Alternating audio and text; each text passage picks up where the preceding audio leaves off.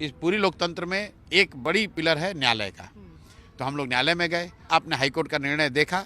High court ने निर्णय दिया कि जो भी रिजल्ट आएगा, अब जब तक अदालत निर्णय नहीं देता है तब तक उस फाइनल नहीं माना कहीं ना कहीं जाएगा। आप लोग के फेवर में कोर्ट का डिसीजन दिख रहा है, देखिए, फेवर और अगेंस्ट तो मैं नहीं कहूंगा, क्योंकि हाईकोर्ट पे लेकिन कहीं ना कहीं कहा जाता है कि गवर्नमेंट के अगेंस्ट डिसीजन नहीं लेता है। नहीं, मैं ऐसा नहीं मानता हूं। मैं तो यही मानूंगा कि वो न्याय का मंदिर है और जो जजेस हैं वो भी समाज के हिस्सा हैं, वो न्याय करेंगे।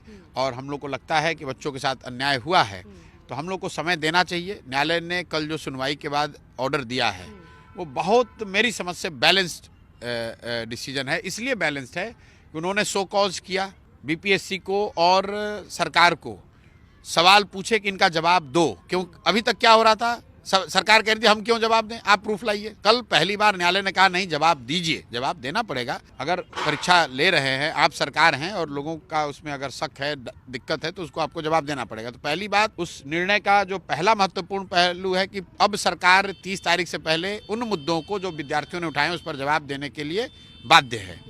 दूसरी बात, कोर्ट ने क्या कह दिया कि अगर बीच में कोई रिजल्ट जारी भी कर दे सरकार तो भी उसका कोई महत्व नहीं है, क्योंकि कोर्ट का निर्णय ही फाइनल निर्णय होगा।